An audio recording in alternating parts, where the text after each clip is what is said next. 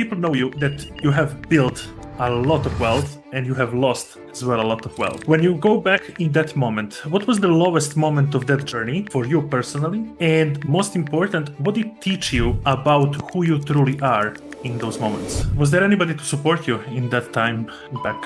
In business nowadays, how can you define success based on that story, which was literally changing trajectory of your thinking and of your mindset?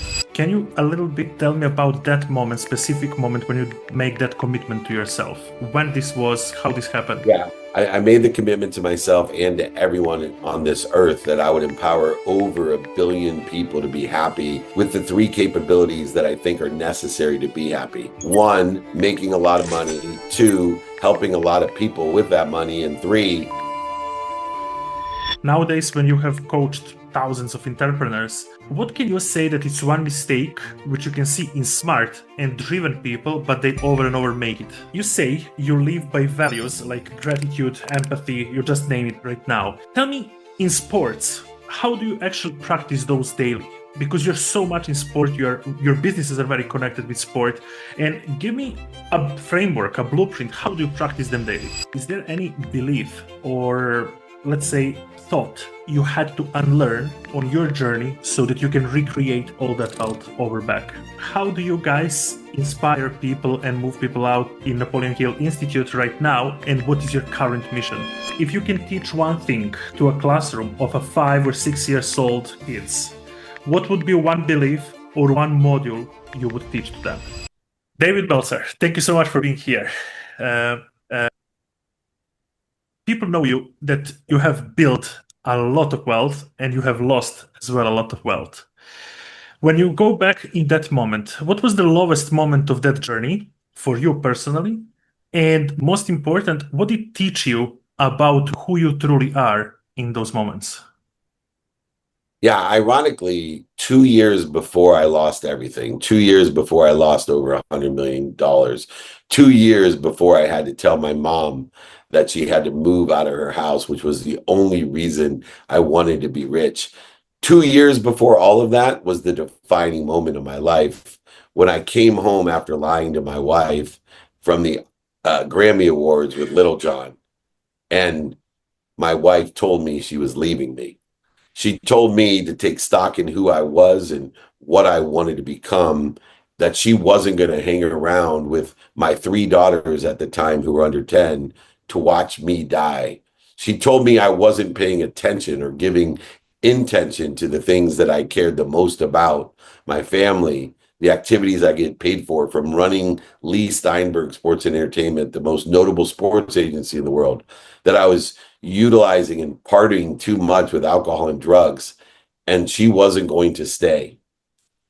It was then where I told her that, I basically told her, like I did my mom, my dad, and my best friend when they told me the truth.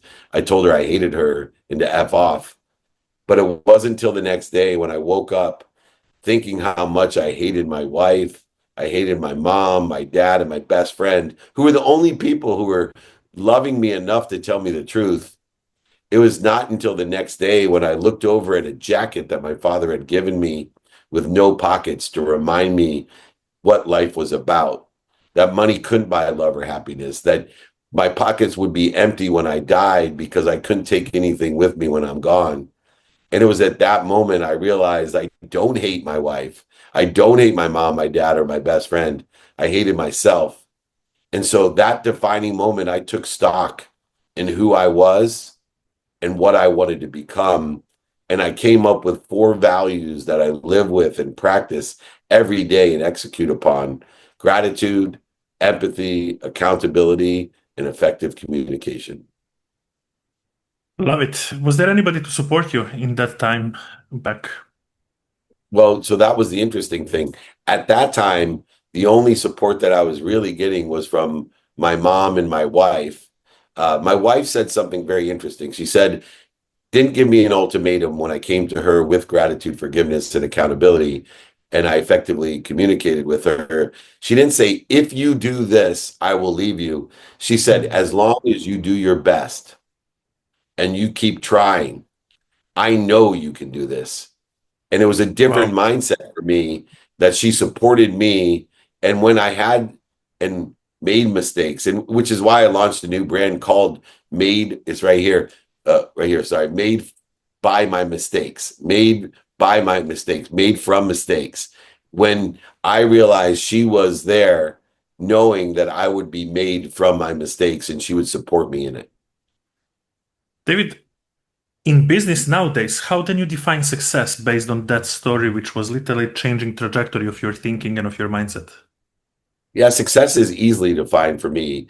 Number one, to understand how to enjoy your life, how to live in harmony. So to enjoy, to love what you don't like or love about what you love consistently every day, persistently without quit, in the pursuit of my potential by subject matter, topic, or expertise. So when I enjoy the consistent, persistent pursuit of my potential by subject matter, topic, or expertise in alignment with what's doing well, what's stable, what I think is doing well, fulfillment and success is created by the behaviors each and every day in the pursuit of my potential, not I will be happy when, but instead for the sake of what.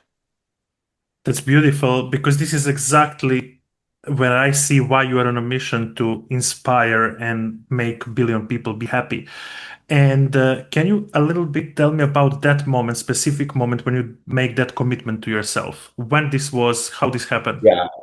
I made the commitment to myself and to everyone on this earth that I would empower over 1 billion people to be happy with the three capabilities that I think are necessary to be happy. One, making a lot of money. Two, helping a lot of people with that money. And three, having a lot of fun with that money.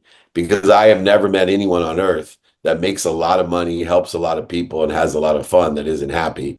And so what happened to me is when I recovered from losing everything, I lost over $100 million 17 years ago. When I lost everything, I uh, made it back and I told my wife, what can I do for you? On the very same day, I asked her, I will do anything for you. What can I do for you? She told me, take care of yourself.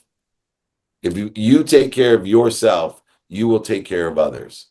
And at that moment, my 12-year-old daughter came in crying because one of her 12-year-old friends committed suicide. Wow. At that moment, that same day, the coincidence, the coinciding of all of the information, intuition, and intelligence of my journey of recovery from losing everything, the lessons I've learned when there was no evidence and the evidence was contrary that I ever would make it back. At that moment, I could understand how I understand depression, CTE, PTSD. I understand addiction, why people would take their own lives that suffer from these things. But I had no idea why or how an affluent 12-year-old girl who had everything going for her would take her own life. No idea. So I told my wife, hey, I need to go for a walk. And I took off my shoes. We had just purchased a dream home on the beach with the recovery that we were going through economically. I'm walking the beach. I am the last person on earth that would tell you that God calls you. I'm the last person when I rolled my eyes when people are like, oh yeah, the burning bush, God talked to me, God called me, God. I roll my eyes. I'm like, yeah, bro, I'm not into this. I don't believe it. And of course, I had the great lesson of you're either humble or you're about to be, because God called me. And he said, son, you have these capabilities and you can empower people with the capabilities that you have to empower others to empower others. You can change the world by creating a collective consciousness on earth. You can change the world, simply, humbly you, by empowering 1,000 people to empower 1,000 to empower 1,000. And when I created the math behind what God's calling was, which was simply to change the world, to make it a happy place by creating a collective consciousness of happiness, when I could do the math and say, there's no doubt that I can find 1,000 people like Nick who will empower 1,000 to empower 1,000. There's no doubt that I could give my book for free that gives the instructions, the key elements and the principles of happiness. And so to your audience and to every audience and community, I offer Connected to Goodness to everyone. Email me, David at dmeltzer.com. Email me directly, David. I will pay for the book, pay for shipping. I will send you it so you can learn the framework, so you can empower others to be happy, to connect to goodness, to figure out I am happy. What am I doing to interfere with it? That's beautiful, David. Thank you so much. Thank you for sharing this email. I'll definitely put it on the description down for everybody who's listening us on audio and video platforms. Uh, we can say that spirituality play a big role in trajectory of your journey. Nowadays, when you have coached thousands of entrepreneurs, what can you say that it's one mistake which you can see in smart and driven people, but they over and over make it? Yeah, the mistake that they have is one of the biggest mistakes that I have made and still make today, and it's not asking for help. You see, the fastest way to get to where you want to be or better is to find someone that's already there. That's Come and beautiful. join me Monday, Wednesday, Friday for my free trainings. Ask me anything. Come join me in person on a meetup, holding court, interviews, speeches. Come and join me and others. Find people that are literally in a position that you want to be in and ask them for directions, and also allow yourself to help other people get to where they want to be. Because knowing our who is the fastest and easiest way to get to where we want to be, but you're not going to find your who unless you ask for help, unless you ask, would it help you? If you understand those two questions and make it constructively in person, on the phone, via email, social media, come to our free trainings. Come join our private networking group that we have, where Mondays I meet everybody and I help them answer every question and give them introductions personally. And every day our group does, with thousands of people that want to help each other and know people that can help each other. So for those hundreds of thousands of entrepreneurs that we get to meet with, millions who get to watch the videos, just ask for help. 3 simple words: ask for help, and also provide it to others. That's very true. I was witnessing many times with Mr. Blaine Bartlett, who was also a part of this podcast. He was many times with you on the lives, and he also said exactly the same thing on our podcast, that you guys are in the mission of inspiring others completely for free, live on Instagram and on other social media platforms. So, yep, as you guys heard right now, just hop on those calls. David, you say you live by values like gratitude, empathy. You just name it right now. Uh, Tell me, in sports, how do you actually practice those daily? Because you're so much in sport, your businesses are very connected with sport. And give me a framework, a blueprint. How do you practice them daily? Yeah, also along my book, I'd love to send the 5 daily practices that I derive from being in sports for so many years. So training athletes to know what they want each day in alignment with where they think they want to be, for the sake of what they want to be there, by aligning the meaning of the past, the failures, the successes, the made from mistakes, aligned with where they want to be or better. Know their what. We talked about knowing their who can help them and who they can help, and know their how. Have non-negotiable behaviors every day, a minimum amount of time on sleep.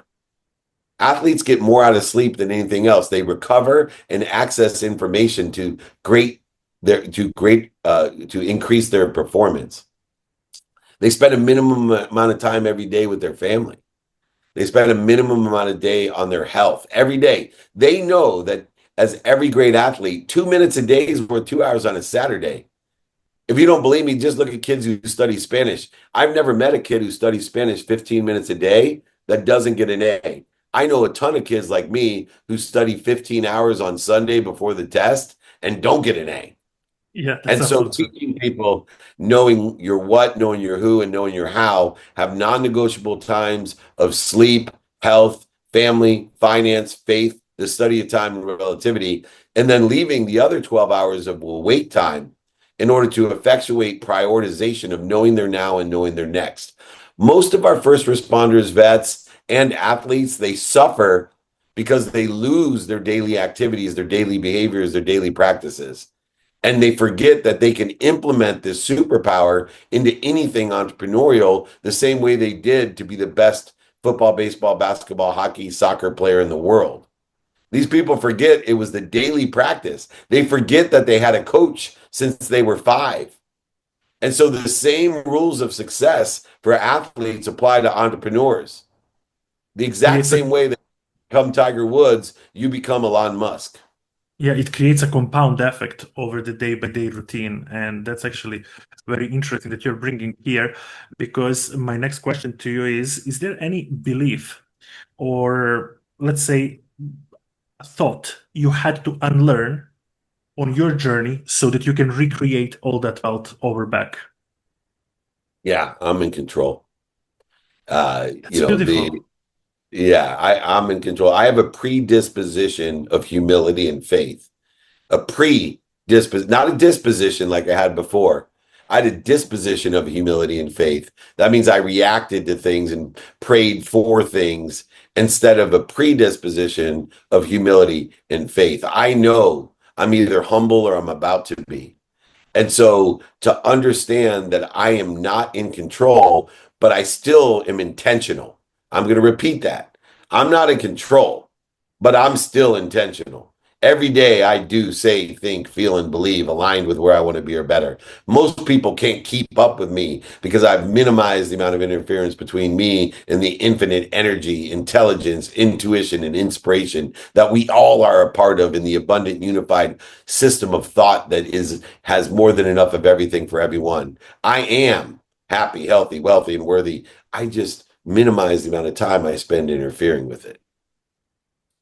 That's actually very interesting what you're saying, because something similar said Dr. Joe Vitale on this podcast, and he's together with you one of the chairmen of Napoleon Hill Institute, together with Cleona, who is one of our next guests, and now people already can feel out that this is the next episode. I want to ask you, how do you guys inspire people and move people out in Napoleon Hill Institute right now, and what is your current mission with that? You see my guy? Oops, yep, there he is, right Yes, I see there. it. That's Napoleon Hill, Think and Grow Rich, Outwitting the Devil, The Laws of Success. He's the seminal personal and professional development guru.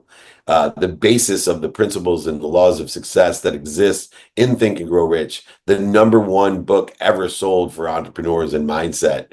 Outwitting the Devil, which hasn't sold as many copies, but is even better at doing it than Think and Grow Rich. Our mission at the Napoleon Hill Institute, with the help of our friend Joe Vitale, with, of course, Cleona as the founder here of the president and CEO, is simply the same as my mission. It's to empower others, to empower others. Look, every single Tony Robbins, Bob Proctor, Dr. Wayne Dyer, Joe Vitale, Dr. Joe Dispenza, David Goggins, all of the people that have existed since the 1930s, Covey, you name it, Canfield, they're all basing it off of the context and content of Napoleon Hill, who Absolutely. went out and sought these commonalities, the desire that you must be what you can be, what you believe you can achieve. It's all the basis of what even I teach. And so for me, the mission of the Napoleon Hill Institute is to amplify the laws of success, the definiteness of purpose that Napoleon Hill taught, and to modernize it in that amplification.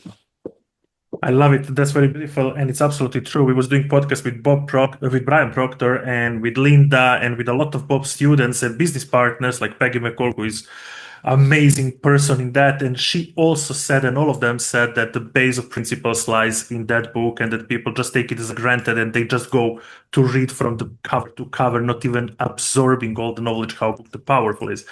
And this is beautiful. So I'm calling all the people to check it out. David, with respect to your time, I have just two more questions.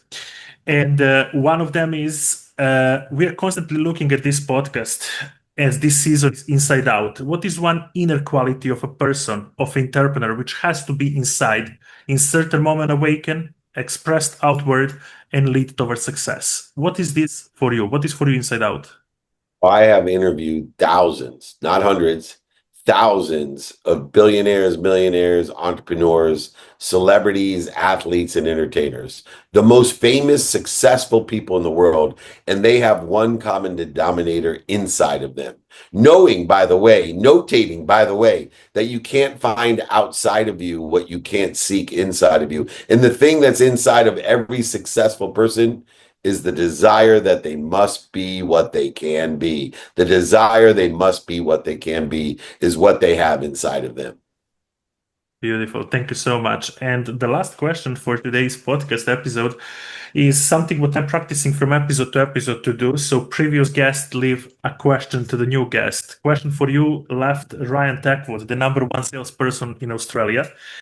And he asked you, David, if you can teach one thing to a classroom of a 5 or 6 years old kids, what would be one belief or one module you would teach to them? The model that I would teach to them is called the 5 to Thrive. Also, something I'll give to your community. Email me, we'll put it in the notes, david@dmeltzer.com. The 5 to Thrive is to build a community of people that are buying from you and selling for you for life. This is the guaranteed success that's available to everyone in person, on the phone, email, and social media. And to facilitate stimulating interest, 1, transitioning interest, 2, sharing a vision, 3, articulating that quantitative value to exceed what you're asking for in that sharing of the vision with comfort and confidence. And then 4, managing and developing the vision, understanding a go, no go plan, the 3 no rule, the 25 no rule, understanding how to utilize an aligned management and development, notating that when you share a vision, come to an agreement, make a decision, that time, emotion, and value changes instantly. And the key to success in sales is to stay aligned with the time, emotion, and value that's changing. And if you do that, stimulate interest, transition interest, share a vision, and manage and develop the vision, you will thrive. You will have people buying from you and selling for you for life. And I guarantee the bigger the community you have of people buying from you and selling for you, you will make a lot of money, help a lot of people, and have a lot of fun. Email me, david@dmeltzer.com. Nick, I appreciate you for the opportunity to share with your community, to allow you to be one of my 1,000 who will empower 1,000 to empower 1,000. God bless you, my friend. Thank you so much, David. Guys, this was David Meltzer. Thank you.